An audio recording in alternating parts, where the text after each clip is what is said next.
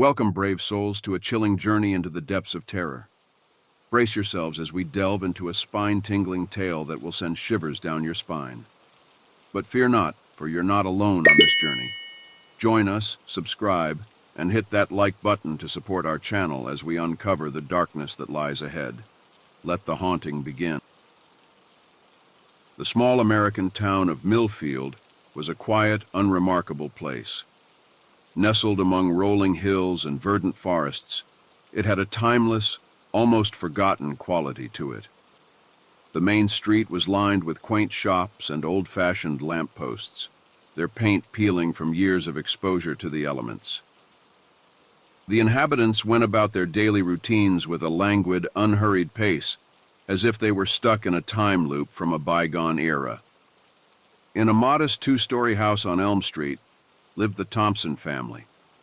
John and Mary Thompson were a middle-aged couple who had lived in Millfield their entire lives. They were kind, hard-working folks who took pride in their community and their family. Their only child, 18-year-old Michael, was a bright but introverted young man who spent most of his time buried in his studies or lost in his music. The Thompsons also had two peculiar pets, a neurotic Chihuahua named Taco, who yapped incessantly at the slightest provocation, and a sardonic African gray parrot named Winston, who had a penchant for repeating scandalous phrases at inopportune moments. The odd quartet made for a lively household, filled with equal parts love, laughter, and exasperation. One summer morning, John and Mary sat their son down for an important discussion. They were planning a week-long trip to visit Mary's ailing mother in the neighboring state, and they needed Michael to look after the house and the pets in their absence. Michael, relishing the prospect of a week of solitude and independence, readily agreed. After a flurry of packing and last-minute instructions, John and Mary bid their son farewell and set off in their station wagon, leaving Michael alone with Taco, Winston, and the old house that had been in the family for generations. As he watched his parents' car disappear down the street, Michael couldn't shake an odd feeling of unease, as if the very air around him was charged with a strange, foreboding energy. Little did he know that the coming week would test the limits of his sanity and forever change the course of his life. Michael Thompson was a creature of habit. His days followed a predictable pattern: wake up, go to school, come home, study, hang out with his small circle of friends, rinse and repeat. He was a senior at Millfield High, a diligent student who excelled in his classes without really trying. His teachers praised his intelligence and work ethic, but Michael remained indifferent to their accolades. He had his sights set on bigger things, on a life beyond the confines of his small town. When he wasn't buried in his textbooks, Michael could usually be found hunched over his guitar, lost in the haunting melodies of his favorite metal bands. He had a deep fascination with the darker side of music, the guttural screams, the pounding drums, the dissonant chords that seemed to echo the chaos and turmoil of the world around him. His parents didn't understand his taste in music, but they indulged him, hoping it was just a phase he would eventually outgrow. Despite his introverted nature, Michael did have a small group of friends he hung out with regularly. There was Josh, his best friend since kindergarten, a lanky, easygoing guy who shared Michael's love of music and video games. Then there was Rachel, a quirky, artistic girl who always seemed to be lost in her own world. And finally there was Sarah, Michael's girlfriend of 6 months, a pretty popular girl who seemed to be the polar opposite of Michael in every way. Sarah was a constant source of bewilderment for Michael. He couldn't quite understand what she saw in him, with his quiet, brooding demeanor and his obsession with all things macabre. But Sarah seemed genuinely drawn to him, and Michael found himself opening up to her in ways he never had with anyone else. They would spend hours talking about their hopes and fears, their dreams for the future, and the strange, inexplicable things that sometimes happened in the world around them. When Michael wasn't with his friends or lost in his music, he could often be found at St. Mary's Church, where he had a curious friendship with Father O'Malley, the parish priest. Father O'Malley was a kind, wise man who seemed to understand Michael in a way that few others did. He never judged him for his interests or his questioning nature, but instead encouraged him to seek answers and find his own path in life. Despite his generally quiet existence, Michael did have the occasional run-in with the law. There was the time he and Josh got caught spray painting a rather unflattering portrait of their principal on the side of the gymnasium, or the incident where he and Rachel were found trespassing in the abandoned house on the edge of town, convinced it was haunted. Each time, Michael would find himself in the uncomfortable position of having to explain himself to Sheriff Larson, a gruff, no-nonsense man who seemed to have a particular dislike for Michael and his antics. But for all the minor troubles and everyday dramas of his life, Michael was content. He had his music, his friends, and his dreams of a future beyond Millfield. He couldn't have known that the week ahead would test him in ways he never could have imagined, that the very fabric of his reality would be torn asunder by forces beyond his comprehension. As he settled into his first night alone in the old house, with only Taco and Winston for company, Michael had no idea that he was about to embark on a terrifying journey into the unknown. The first night of Michael's solitary week started off unremarkably.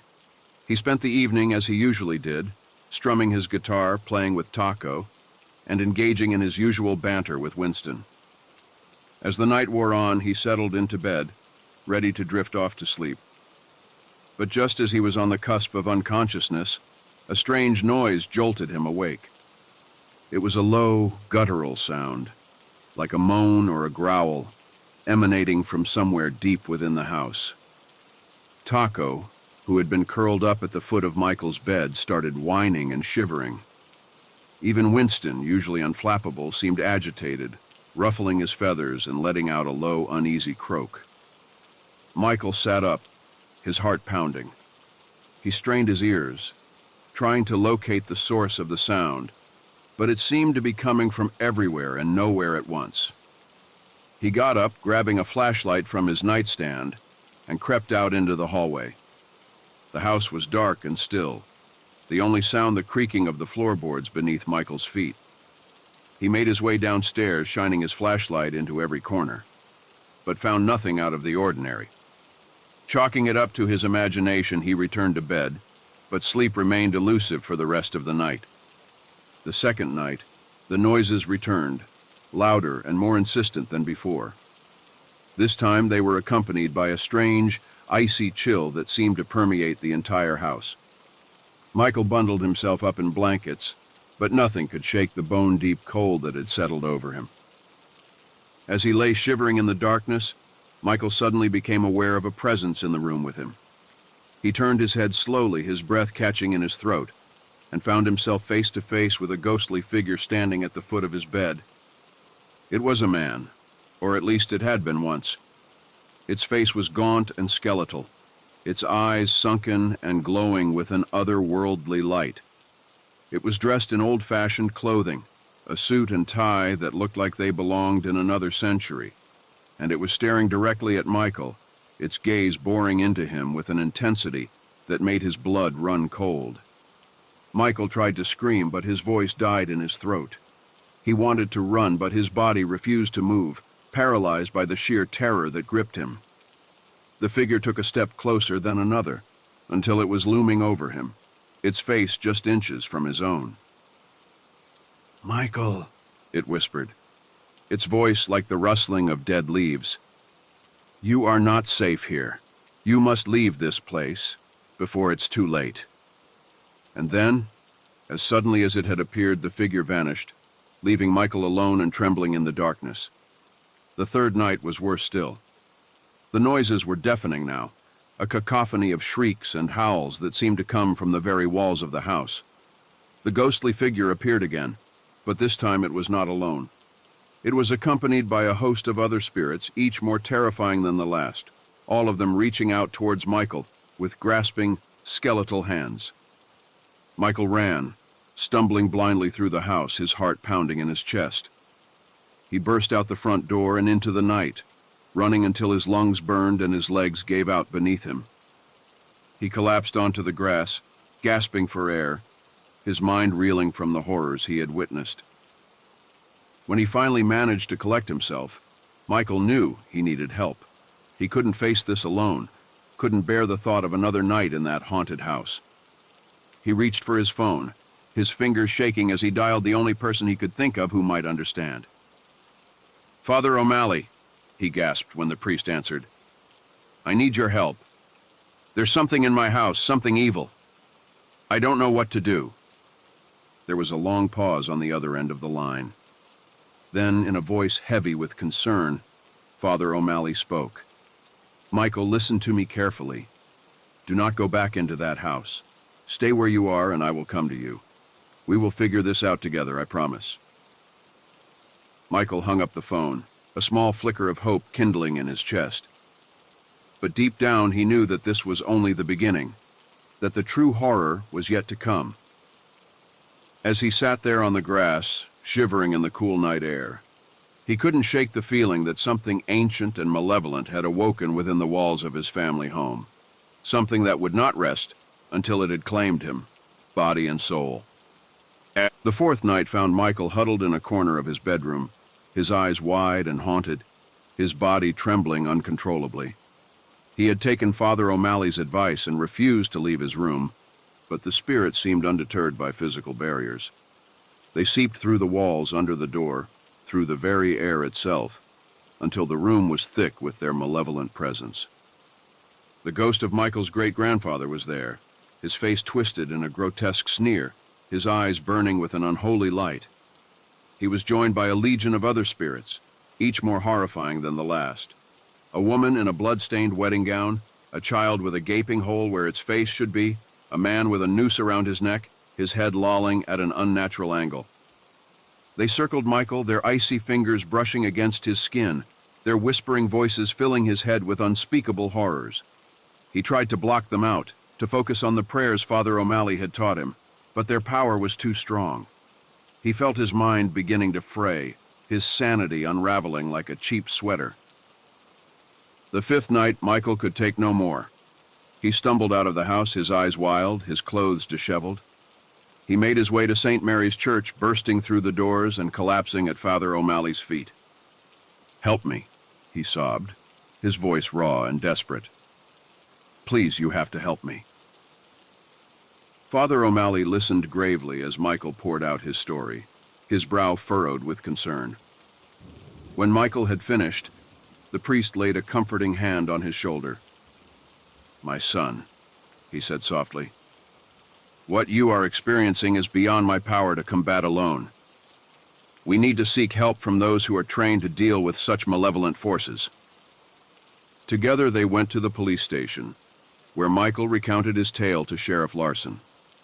The sheriff listened skeptically, his eyes narrowing with each passing minute.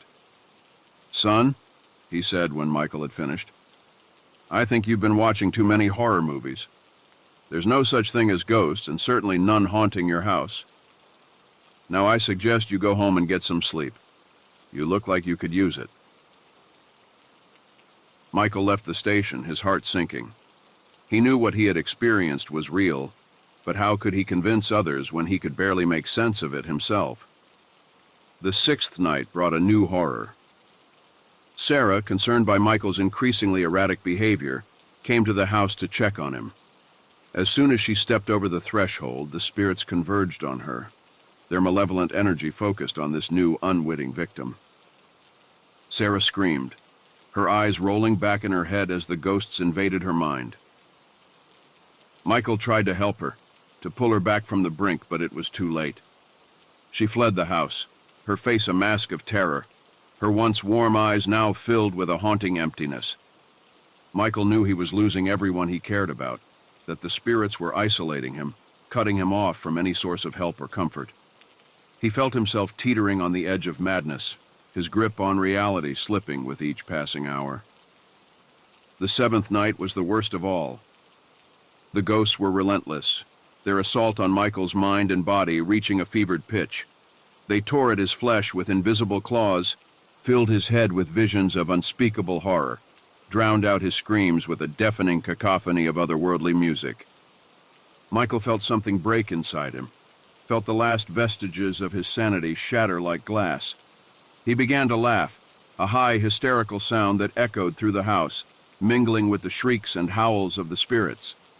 He stumbled through the house, smashing windows, overturning furniture, ripping down curtains. He danced to the music only he could hear, his movements jerky and uncoordinated, his eyes wild and staring. And through it all, the spirits watched, their hollow eyes glinting with malicious satisfaction. They had broken him, this poor, foolish boy who had dared to defy them. Now he was theirs, a plaything for their twisted amusement, a vessel for their unending hunger. As dawn approached, Michael collapsed to the floor, his body broken, his mind shattered beyond repair. He lay there, staring up at the ceiling, his eyes empty, his lips moving in a silent, unending prayer for release, for oblivion, for anything that would end the nightmare that his life had become. Michael awoke to the sterile white walls and harsh fluorescent lights of the psychiatric ward. He had no memory of how he had gotten there, no recollection of the events that had led to his admission. The doctors spoke to him in soothing tones, their words a jumble of clinical jargon that made no sense to his fractured mind. They told him he had suffered a psychotic break, that the stress of being alone in the old house had triggered a latent mental illness. They prescribed him a cocktail of medications, colorful pills that promised to quiet the voices in his head, to dull the sharp edges of his terror. But the pills did nothing to stop the visions that haunted him. The spirits followed him into the hospital, their ghostly forms hovering at the edges of his consciousness, their whispering voices a constant soundtrack to his waking nightmares. He saw them in the faces of the other patients, their hollow eyes and twisted smiles a reflection of his own inner torment. He saw them in the shadows that lengthened across the walls of his room, in the patterns of the cracks in the ceiling above his bed. The doctors increased his medication, but still the visions persisted. Michael felt himself slipping further and further away from reality, his mind a fragmented kaleidoscope of horror and delusion. He began to see his great-grandfather everywhere, the old man's spirit merging with the living until Michael could no longer tell them apart. The nurses became grotesque caricatures, their faces melting and reforming into the visages of the damned. The other patients transformed into shambling corpses, their rotting flesh sloughing off their bones as they reached for him with grasping skeletal hands. Michael's condition worsened with each passing day. He refused to eat, to sleep, to interact with the doctors or the other patients. He retreated into a catatonic state, his eyes staring blankly at the walls, his body rigid and unresponsive. Deep within the recesses of his shattered psyche, Michael found himself in a dark, twisted version of his family home. The walls oozed with blood, the floors were littered with the bones of the dead. And there, waiting for him in the center of it all, was his great-grandfather, his face a mask of malevolent glee. "Welcome home, Michael," the old man cackled, his voice a grating rasp. "We've been waiting for you." Michael tried to run, but his legs wouldn't move. He tried to scream, but his voice was trapped in his throat. He could only watch in helpless terror as the spirits closed in around him, their ghostly hands reaching out to claim him as one of their own. In the hospital, Michael's body began to convulse, his limbs thrashing wildly, his eyes rolling back in his head. The doctors rushed to restrain him, but it was too late. Michael had slipped beyond their reach, his mind lost in a labyrinth of his own making. He awoke in a world of shadows and whispers, a world where the line between the living and the dead had blurred beyond recognition. He wandered the twisted corridors of his mind, his bare feet leaving bloody footprints in his wake. The spirits were his constant companions now, their voices a discordant chorus in his head. They urged him to embrace his new reality, to surrender to the darkness that had claimed him. And Michael, his will broken, his mind shattered, could do nothing but obey. He became a conduit for their malevolent energy, a vessel for their unending hunger. He lashed out at anyone who came near him, his once gentle hands now clawed and blood-stained. He muttered dark incantations under his breath, his voice a guttural rasp that echoed through the halls of the hospital. The doctors were at a loss. They had never seen a case like Michael's before. a patient so thoroughly consumed by his own delusions. They upped his dosage, tried every treatment they could think of, but nothing seemed to penetrate the veil of madness that had descended over him. And so, Michael remained, trapped in a waking nightmare, his body a shell, his mind a shattered remnant of what it once was. He had become one with the spirits that haunted him, a living embodiment of the darkness that had claimed his soul. In the end, there was no escape, no salvation. There was only the endless echoing laughter of the damned and the cold, unyielding embrace of the abyss. A week had passed since John and Mary Thompson had left their son alone in the old family home. They had been reluctant to leave him for so long, but Michael had assured them he would be fine. He was a responsible young man, after all, more than capable of taking care of himself. As they pulled into the driveway, the first thing they noticed was the silence. The house stood dark and still, no light emanating from the windows, no sound of music or laughter floating on the evening air. John and Mary exchanged a worried glance as they exited the car. They approached the front door, a sense of unease growing in the pit of their stomachs. "Michael," Mary called out as they stepped over the threshold. "We're home, honey." There was no response. The house was deathly quiet, the only sound the creaking of the floorboards beneath their feet. They searched the downstairs first, growing more and more frantic with each empty room. The kitchen was a mess, dishes piled high in the sink, spoiled food littering the counters. The living room was in disarray, furniture overturned, curtains torn from the windows. And then they heard it, a soft guttural sound like an animal whimpering in pain. It was coming from upstairs. John and Mary raced up the steps, their hearts pounding in their chests.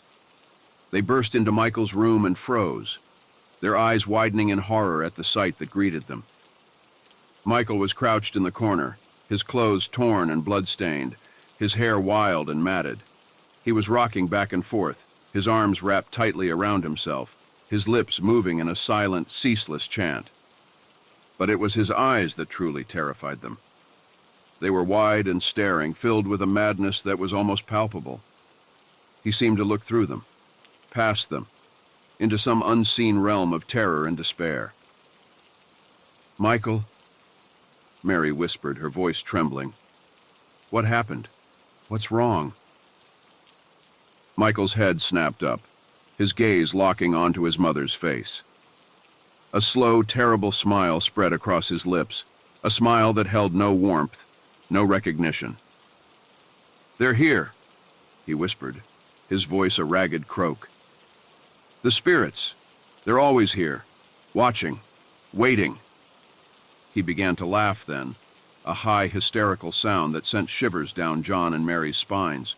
He reached out with one blood-stained hand, his fingers curling into claws.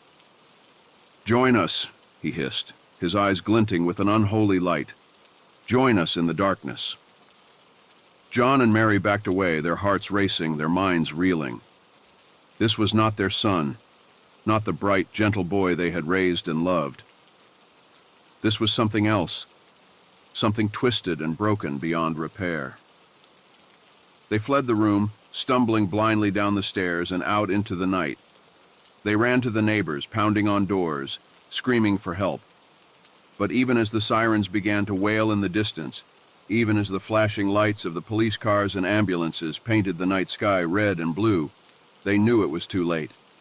Their son was gone, lost to the darkness that had claimed him.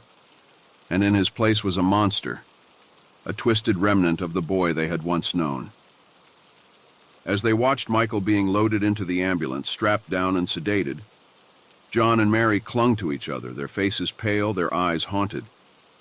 They knew that nothing would ever be the same, that the horror they had witnessed would forever be etched into their minds. And deep within the old house, the spirits watched and waited, their hunger sated, their vengeance complete. They had claimed another soul, another life to add to their ranks. And in the darkness they laughed, a sound that echoed through the empty rooms and corridors, a sound that would haunt the dreams of all who heard it for years to come.